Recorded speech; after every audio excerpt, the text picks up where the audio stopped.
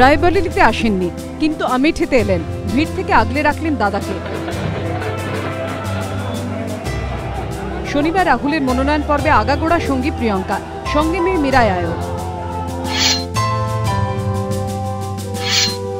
তখনও মাঝ আকাশে রাহুল সোনিয়ার কপ্টার, কিন্তু তার অনেক আগে উত্তরপ্রদেশের ফুরসতগঞ্জ বিমানবন্দরে পৌঁছে যান প্রিয়ঙ্কা গান্ধী ও রবার্ট বডরা। সেখান থেকে সড়কপথে আহমেদ বিমানবন্দর। কিছুক্ষণের অপেক্ষা।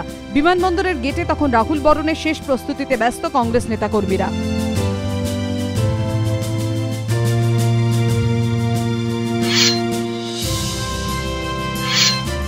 আহমেদ বিমানবন্দরে পৌঁছন সোনিয়া এবং রাহুল। গৌরীগঞ্জ থেকে আমেঠি 40 কিলোমিটার রোড শো। সময় যত গড়িয়েছে ততই বেড়েছে ভিড়। আমেঠিতে যেন অকাল হোলি। কিছুক্ষণ পর শটান গাড়ির ছাদে রাহুল প্রিয়ঙ্কা, পেছনের এসইউভিতে সোনিয়া।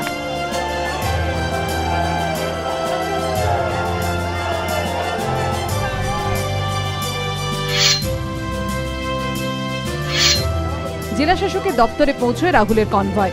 মনোনয়ন পেশ করলেন কংগ্রেসের কাণ্ডারি। আমেঠি কেন্দ্র থেকে তৃতীয়বারের জন্য মনোনয়ন সেরে রাহুল দাবি করলেন, ভোট সমীক্ষাকে ভুল প্রমাণ করে ক্ষমতায় ফিরবে কংগ্রেসই। अमेठी में पारिवारिक रिश्ता है, अच्छी जीत हो।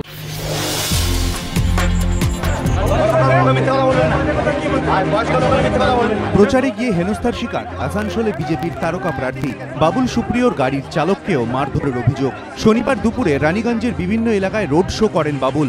দুপুর 12:30 নাগাদ নতুন এগরা গ্রামে পৌঁছন তিনি। অভিযোগ, সেই সময় তাকে গ্রামে ঢুকতে বাধা দেন কয়েকজন তৃণমূল কর্মী। পুলিশের হস্তক্ষেপে তখনকার মতো বিষয়টি মিটে গেলে বাড়ি বাড়ি প্রচার শুরু করেন বিজেপি প্রার্থী। অভিযোগ, সেই সময় প্রার্থীর গাড়ির চালককে মারধর করা হয়। বাঁচাতে গিয়ে জখম হন এক বিজেপি কর্মীও। খবর পেয়ে ছুটে আসেন বাবুল। অভিযোগ, তাকেও হেনস্থা করেন তৃণমূল কর্মীরা। ওদের গাড়িতে ইট বৃষ্টি হয়েছে এবং সব হয়েছে এবং এরা এখন আসছেন মাতব্বরি করতে, কিন্তু আমি যদি গাড়ি থেকে না নামতাম তাহলে আমাকে এই যে একে যে যদিও হামলার অভিযোগ অস্বীকার করেছেন তৃণমূলের ব্লক সভাপতি। তার দাবি, বিজেপির প্ররোচনাতেই এই ঘটনা। যে রাধে সে চুলো বাঁধে, আর সেই সঙ্গে এবার তারা ভোটও করাবেন। রাজ্যেই প্রথম মহিলা ভোটকর্মীদের দ্বারা পরিচালিত বুথ তৈরির সিদ্ধান্ত নিয়েছে নির্বাচন কমিশন। সল্টলেক পুরো এলাকার মধ্যে 150টি বুথ তৈরি হচ্ছে, যাতে থাকবেন শুধু মহিলা ভোটকর্মীরা। কমিশনের বক্তব্য, এতদিন মহিলাদের সেভাবে ভোটের কাজে লাগানো হয়নি। তার অন্যতম কারণ নিরাপত্তা ও যাতায়াতের সমস্যা। এখন বিশ্বজুড়ে নানা গুরুত্বপূর্ণ দায়িত্বই মহিলারা দক্ষতার সঙ্গে সামলাচ্ছেন। তাই ভোটের কাজই বা নয় কেন, মহিলারা যে কোনোভাবেই আলাদা নয়, সেই বার্তাটা সর্বস্তরে পৌঁছে দিতেই এই উদ্যোগ বলে কমিশনের বক্তব্য।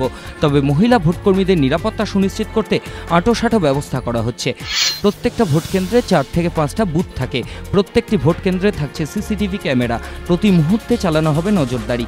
ভোট কেন্দ্রে মহিলাদের থাকতে যাতে কোনো অসুবিধা না হয়, সেজন্য উপযুক্ত পরিকাঠামো গড়ে তোলা হচ্ছে। ভোট শেষের পর ইভিএম এবং নথিপত্র জমা দিয়ে যাতে মহিলারা নিরাপদে ফিরতে পারেন, সেজন্য খোলা হচ্ছে বিশেষ শাখা। দীর্ঘদিন ধরে নানা জটে আটকে পরমা উড়ালপুলের কাজ, কিন্তু এবার কাজ শেষের সময়সীমা বেঁধে দিয়েছে হাইকোর্ট। সেই নির্দেশের পর এবার প্রকল্পের কাজ দ্রুত শুরু করতে তৎপর সংশ্লিষ্ট সংস্থা। শনিবার সকালে পরমা উড়ালপুলের কাজ সরেজমিনে দেখতে যায় উচ্চ পর্যায়ের প্রতিনিধি দল। সেই দলে ছিলেন কেএমডি এর সিইও সুরেন্দ্র গুপ্ত, চিফ ইঞ্জিনিয়ার সুবীর দাশগুপ্ত, এইচসিসির আধিকারিক এবং ডিসি ট্রাফিক দিলীপ আদক সহ বেশ কয়েকজন পুলিশকর্মী। কাজ শুরু হলে রাস্তার কোন অংশে ব্যারিকেড করা হবে, তখন কোথা দিয়ে গাড়ি চলাচল করবে, বিকল্প হিসেবে কোন রাস্তা ব্যবহার করা যেতে পারে, তা খতিয়ে দেখেন আধিকারিকরা।